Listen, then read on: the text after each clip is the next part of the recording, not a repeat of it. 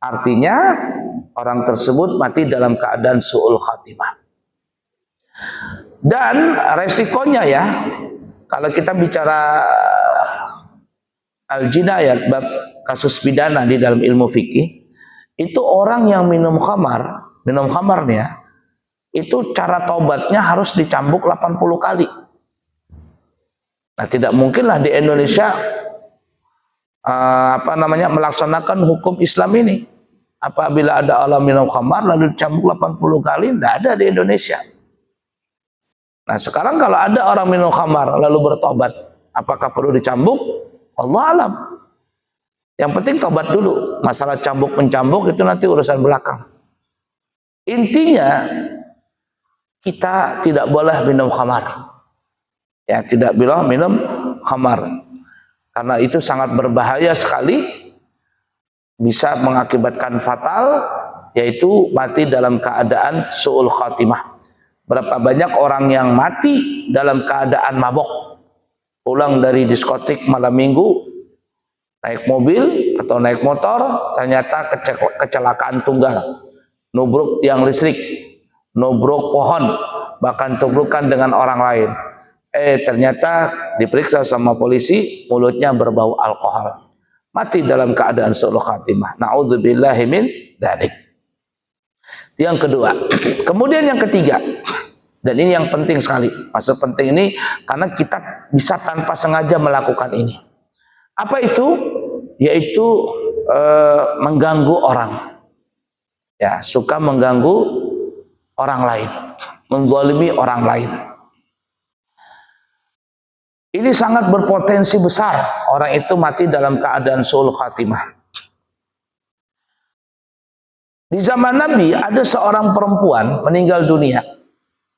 Para sahabat memuji kepada perempuan yang baru meninggal ini, karena perempuan ini orang yang rajin ibadah pada saat ketika dia hidup. Mereka bilang, sahabat bilang, oh, ini ahli surga, bla bla bla dan seterusnya. Ya nggak apa-apa sih. Karena bagus saja kita mengatakan dia ahli surga. Kalau ada orang meninggal dunia, lebih afdal, lebih baik kita katakan dia ahli surga. Berhusnudzan dengan apa yang dilakukan oleh orang itu ketika hidup di dunia. Tapi Nabi mengajarkan bahwa berhati-hati dengan tertipu ibadahnya seseorang. Kata Nabi, bukan. Dia bukan ahli surga. Perempuan ini bukan ahli surga. Tetapi perempuan ini adalah ahli neraka. Kalau Nabi mengatakan ahli neraka, bingung sudah. Apa sebabnya? Lalu sahabat bertanya, kenapa ya Rasul perempuan ini kau menjadi ahli neraka? Padahal dia rajin ibadah ketika hidup di dunia. Kata Nabi, di annaha tu'dhi jiranaha bilisaniha atau kama qala Nabi sallallahu alaihi wasallam. Kata Nabi, ini perempuan masuk neraka karena dia suka mengganggu, menyakiti tetangganya. Dengan apa? Bilisaniha, dengan omongannya, ngobrolnya, ngerumpinya, gosipnya, hoaxnya. Nah, itulah penyakit perempuan.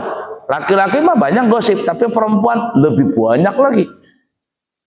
Maka perempuan itu kalau sudah menggosip, bukan lagi tangan yang main, mulut juga ikut main, ngomong, sampai terpeper-peper bibir. Nunjuk orang itu bukan lagi pakai tangan, pakai tuh. Dan hebatnya, semakin pelan ceritanya, itu semakin dahsyat. Semakin pelan bicaranya, semakin dahsyat tuh cerita. Itu tuh. Ini berbahaya sekali. Kalau mengganggu tetangga saja, menyakiti tetangga dengan lisan itu berbahaya, apalagi yang lebih besar daripada itu. Menzalimi orang, memfitnah orang, mencemarkan nama baik orang. Kayak seseorang kayak dia tidak punya aib saja. Gajah di seberang sungai kelihatan, semut di seberang sungai kelihatan, gajah di depan mata nggak kelihatan. Artinya seorang itu semuanya punya aib, tapi kenapa kita suka membuka aib orang? Aib kita saja banyak. Dan para ulama mengatakan, kenapa seseorang itu masih menghormati kita? Ya, seorang guru masih dicium tangannya, seorang ulama masih dimuliakan sama muridnya, seorang pejabat masih dimuliakan sama rakyatnya. Apa sebabnya? Jawabannya adalah karena Allah menutupi aib seseorang. Karena Allah menutupi aibnya. Coba kalau Allah membuka aib orang-orang yang dimuliakan tadi, maka tidak ada seorang pun yang akan memuliakan orang tersebut. Seorang guru, kalau Allah buka aibnya, nggak ada seorang murid yang mau belajar dengan dia. Seorang pejabat, kalau Allah buka aibnya, nggak ada rakyat akan mau milih dia. Tapi kenapa orang-orang itu masih memuliakan kita? Karena Allah menutupi aib kita. Maka bersyukurlah kalau aib-aib kita itu masih ditutupi sama Allah Ta'ala. Nah, oleh karena itu kita tidak boleh membuka aib kita sendiri, apalagi membuka aib orang lain. Jadi jangan sampai mengganggu orang. Ini sangat berbahaya sekali. Kalau seandainya perempuan Bani Israel masuk neraka gara-gara menyiksa kucing, lalu bagaimana kalau seandainya ada manusia menyiksa atau menggolimi sesama manusia? Maka ini dosanya lebih besar lagi. Kalau seandainya ada seorang pelacur menolong seekor anjing yang sedang kehausan, lalu Allah berikan hidayah kepada dia bertobat untuk masuk dalam keagama Islam dan mati dalam keadaan husnul khatimah, lalu bagaimana kalau seandainya di antara kita membantu orang lain yang sedang dalam kesusahan? Maka Allah akan memberikan surga yang lebih hebat, yang lebih indah daripada seorang pelacur yang pernah menolong seekor anjing yang sedang kehausan. Artinya jangan sampai mengganggu orang lain. Para ulama mengatakan begini ya, kita bisa mendapatkan ridha Allah Ta'ala itu apabila kita melaksanakan dua cara. Apa itu? Yang pertama, kita melakukan ibadah sunnah. Kalau ibadah wajib jangan ditanya. Ibadah wajib itu jangan ditanya. Salat 5 waktu, puasa Ramadan, itu mah sudah harga mati. Nah, kalau ingin mendapatkan cinta dan ridha Allah Ta'ala, harus ada dua syarat. Yang pertama, mengerjakan ibadah sunnah, memperbanyak ibadah sunnah. Yang kedua, hindari kezaliman, hindari menyakiti orang. Nih, dua ini. Tapi kalau seandainya dua-duanya tidak bisa dilaksanakan, cuman bisa melaksanakan yang wajib saja, maka laksanakanlah yang kedua. Apa itu? Ya, kalau yang wajib saja yang dia bisa lakukan, maka salah satunya diambil ini. Apa itu? Yaitu meninggalkan kezaliman orang, meninggalkan kezaliman, berbuat jahat kepada orang. Karena kalau ada orang melakukan ibadah sunnah, kalau yang wajib sekali lagi jangan ditanya ya. Kalau ada orang melakukan ibadah sunnah tetapi suka juga melakukan kejahatan, menzalimi orang, maka percuma ibadah sunnah tadi. Seperti halnya perempuan seorang perempuan yang di zaman Nabi masuk neraka gara-gara suka menyakiti tetangganya. Oleh karena itu kata ulama, kalau kita tidak bisa melaksanakan ibadah sunnah, maka tinggalkan menzalimi orang lain. Seseorang itu lebih cepat naik derajatnya kepada Allah Ta'ala ketika seseorang itu meninggalkan menyakiti orang lain daripada mengerjakan ibadah sunnah. Berapa banyak orang bisa zikir, mengaji, macam-macam, majelis ini, majelis dia hadiri, dekat dengan ulama ini, dekat ulama itu, tetapi semuanya itu mayanfa', tidak ada manfaatnya. Kenapa? Karena dia suka menyakiti orang lain. Nah, jadi hati-hati dalam masalah yang ketiga ini. Orang yang menyakiti, seseorang yang bisa menyakiti orang lain, ini sangat besar sekali, mati dalam keadaan su'ul khatimah. Mati dalam keadaan su'ul khatimah.